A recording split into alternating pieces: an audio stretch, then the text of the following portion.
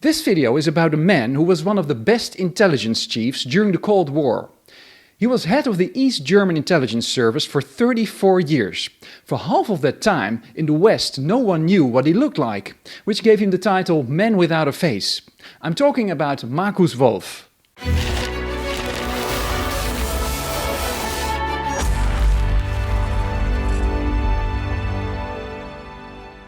Markus Wolf was born on January 19, 1923 in Hechingen, which is close to the city of Stuttgart. His father, Friedrich Wolf, was a well-known writer and doctor. He was Jewish but did not practice his religion, but he kept the Jewish traditions. Wolf's father and mother, her name was Else Dreipolz, were both active communists. When Markus Wolf was 2 years old, his brother Konrad was born, who would become a famous film director. In the 1930s, when the National Socialists had come to power, the Wolf family leaves Germany and finally finds asylum in Moscow. Markus Wolf first visited a German school, but in September 1937 he and his brother had to change to a Russian school related to Stalin's Great Terror, also called the Great Purge. At his new school, Wolf learned Russian and he integrated in the country, becoming a young Russian communist.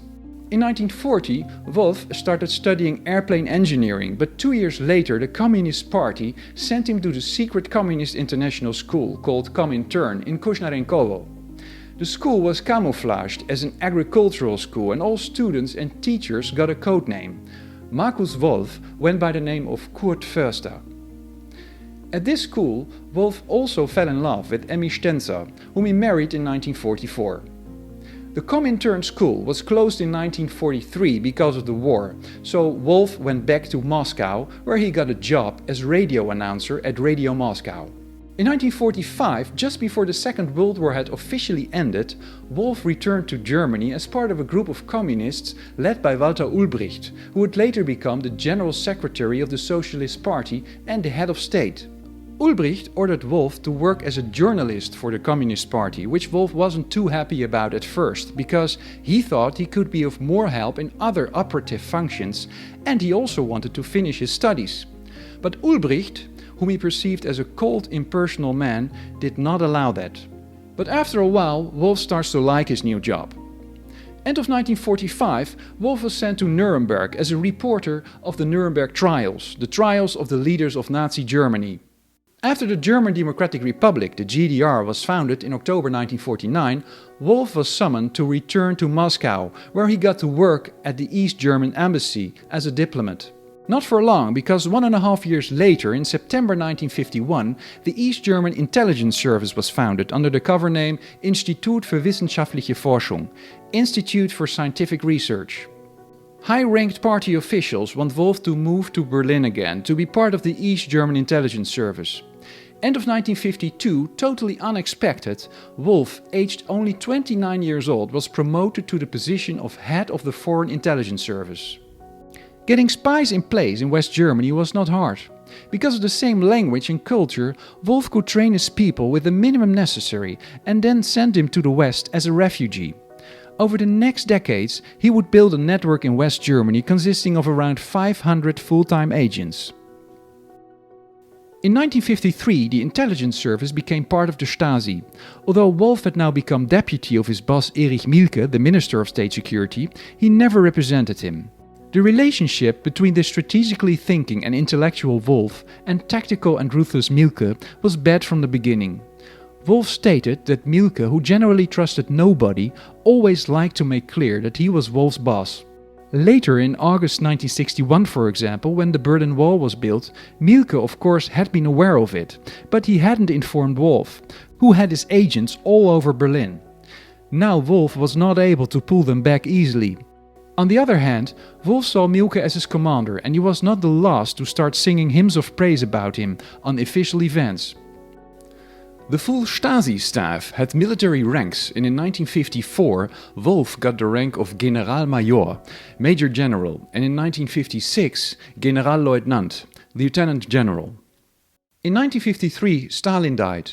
It was only in 1956, when the new Soviet leader Khrushchev had held a secret speech, when Wolf was made aware of the crimes that Stalin had committed. Learning about the many killings, Wolf removed a picture of Stalin that he had over his desk. Till the end of his life, Wolf finds it difficult to let go of the positive opinion of Stalin as a hero. Also in 1956, the name of Wolf's department changes into Hauptverwaltung A, HVA abbreviated, meaning Main Directorate A. Wolf worked 6 days a week, had little social life, but he liked his job. He was convinced of the necessity of his work, and he was deeply committed to it. Wolf later got the reputation of being one of the best intelligence chiefs during the Cold War. It was his strength to build long and lasting relations. Wolf knew how to deal with people and how to make them do what he wanted. He stated that the feeling of togetherness, the collective belief in communism, was the reason that his service was more effective than the Western ones. Mata Hari was a Dutch exotic dancer that was recruited as a spy by the Germans during World War I. By making use of her seductive powers, she was supposed to seduce high-ranking men in France and obtain important military information from them. The East German Foreign Intelligence Service had great successes with the same method, using the so-called Romeo agents, referring to Romeo and Juliet. Wolf had already started using Romeo agents in the 1950s. In that time there was a shortage of men as a result of World War II. It was actually one of Wolf's spies in West Germany, called Felix, that came up with the idea to make contact with people waiting at a bus stop near the German Chancellery in Bonn. Felix made contact with Juliet, a secretary from the Chancellor's office. They got into a romance and Felix could deliver valuable secret intelligence. Wolf acquired lots of intelligence information via the Romeo method over the years. Although often reported by the Western media, Wolf would later assure that there was no such thing as a school for Romeo agents. That's a myth. What the East German intelligence simply did before sending a young male agent to West Germany was tell him that if he would have the opportunity to get in contact with a secretary, especially one working for a government agency or a big company, the agent should do his best to get in contact with her. After years of successes with Romeo agents, in 1979 suddenly one source after the other is exposed. Wolf is puzzled. Are his methods not safe anymore? A new head of the West German counterintelligence turns to be the reason, who had ordered to do background checks of all women in positions that worked with confidential information. The operation, called registration, Aktion Anmeldung, led to the arrest of dozens of Wolf's agents working on West German territory. In addition, Wolf needed to pull back about 100 of his men. The Romeo method has caused a lot of broken hearts and also destroyed careers and disrupted lives. Wolf wrote that he admitted that in some cases he had gone really far, such as the case where he even arranged a fake marriage between a Romeo and a Juliet to make sure that she would keep confidentially passing through secret information. But you could ask yourself whether Wolf didn't take it too lightly, using this morally questionable method, of which he couldn't have known all the damages that even included suicide. Till his death, Wolf did not feel guilt or shame. Gabriele Gast was one of Wolf's top agents.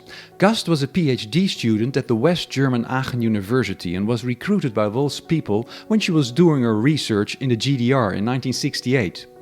After her studies in 1973, she was offered a job by the BND, the West German Intelligence Service. Wolf was impressed by her intellect and of the fact that she had managed to get in a high position at the BND.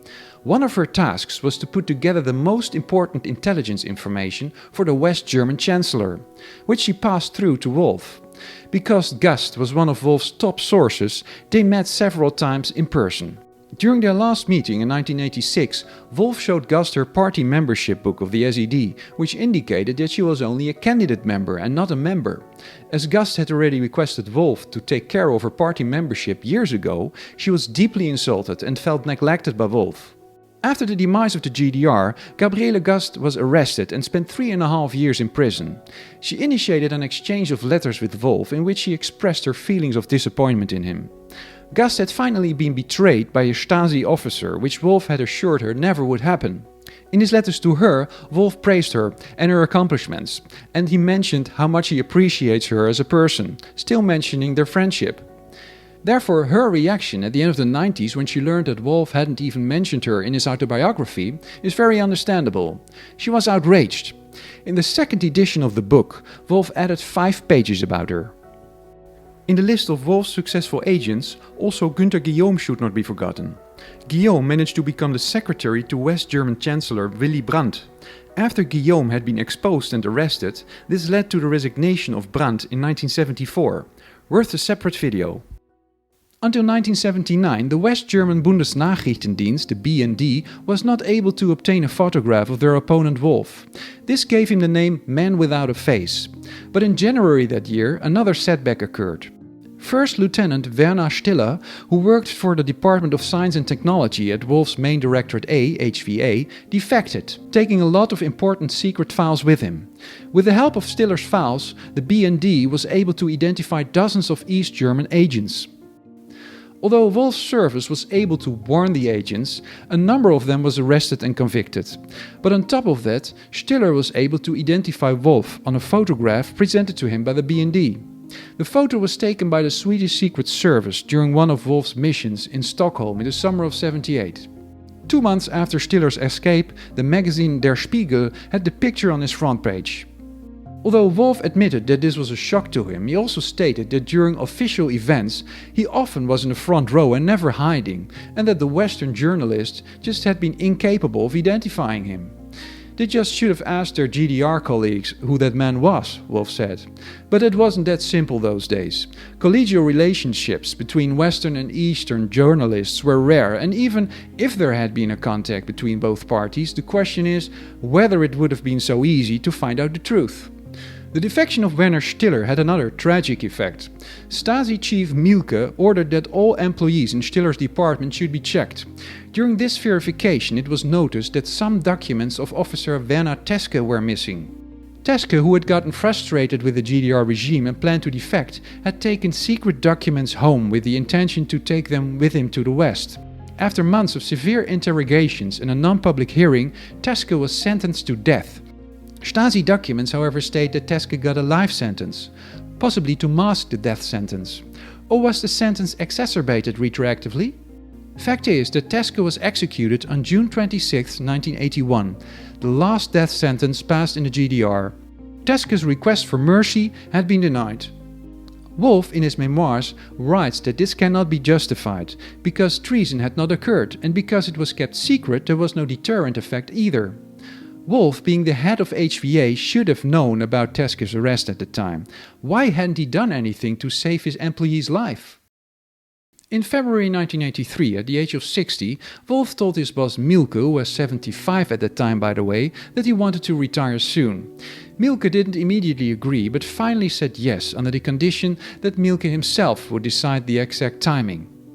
Also, Wolf's private life would benefit from his pension. He had fallen in love with another woman, his future wife Andrea Stingel, and he wanted to divorce his second wife Christa Heinrich, who also worked for the Stasi.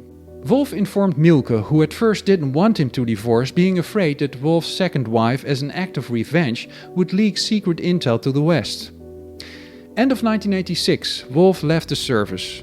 When he joined, 40 people were working for his service, and when he left, 4,000 people and a large number of unofficial employees worked for HVA.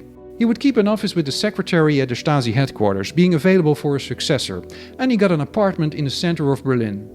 In the meanwhile, Wolf had started to write his first book, the Troika, that was published in March 1989 in West and East Germany simultaneously. The book tells the story of 3 friends with different backgrounds growing up in Moscow in the 1930s and meet again in the 70s when they are 50 years old. It was actually Wolf's brother Konrad who had begun to write the story, but he got cancer and died in 1982. The book surprised the public because of Wolf's self-criticism. In November 1989, shortly before the Berlin Wall fell, Wolf gave a speech at the Alexanderplatz where at least 500,000 people demonstrated for political reforms. Wolf got applause when stating that the current political situation is no longer sustainable. But he was booed when he told he had been working for the Stasi for 33 years.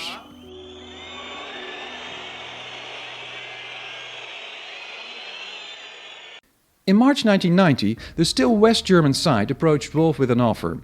The West German intelligence service asked Wolf to give the names of his biggest moles in West Germany in trade for his freedom. In his memoirs, Wolf writes that he told the West Germans that he'll leave others to do the betraying. 2 months later, the CIA wanted to recruit Wolf to find an inside traitor. After a series of meetings, Wolf finally declined the offer.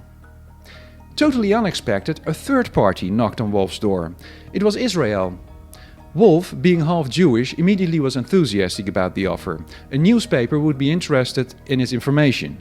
Wolf knew that he would be arrested after the German unification in October 1990, so just a few days before the German unification, on October 3, 1990, Wolf fled to Austria. The Israelis had lost their interest, so Wolf called his KGB contact and he and his wife were picked up and brought to Russia. But in Russia, times were changing as well. The eternal friendship between the GDR and the Soviet Union seemed to belong to the past. The days of President Gorbachev were numbered, and knowing that Wolf wouldn't get any help from Russia anymore, he decided to return to Germany and turn himself in, a year later in August 1991. Wolf was arrested at the Austrian-German border and taken into custody. A week later he was released on bail. Wolf's court process started in May 1993 and lasted 7 months. Wolf was found guilty of treason and was sentenced to 6 years in prison. But Wolf appealed to the Supreme Court, who decided that former GDR intelligence service officers could not be prosecuted of espionage because they had been working under East German law. But Wolf was re-indicted on charges of kidnapping and causing bodily harm, which both are crimes under East German law as well. He was found guilty and sentenced to 2 years on probation in March 1997. Wolf spent the last 20 years of his life writing books, even a cookbook. This book, Men Without a Face, is the most familiar. The English version is currently still available. I'll leave the link in the description. Wolf died on November 9, 2006, which is exactly 17 years after the Berlin Wall fell. To his death, Wolf stated that he feels responsible for contributing to the system of injustice in the GDR, but that he had no regrets because he said he wouldn't know how and when he should have acted differently, and when he should have been more courageous. He stated he didn't feel any guilt in a juridical perspective, but he did in a moral perspective. With all what was happening in the GDR, a country where people were suppressed and did not have freedom of speech, shouldn't Wolf, being part of the elite group of leaders, have resigned much earlier? Or was his career maybe more important to him? Wolf kept saying that his department, HVA, was an entity operating separately from the Stasi and that he and his employees were merely concerned with espionage and not with oppression of the East German population. But although the Stasi officials destroyed a lot of documents in the last days of its existence, a document from 1983 in which Wolf himself states that the HVA is not independent but an integral part of the Stasi has survived. We will never know the full truth about Markus Wolf. He will remain a complex and ambiguous personality. And that ends this biography. If you want to know more about Markus Wolf, check out the links to the books that I will put in the description. Thanks for watching.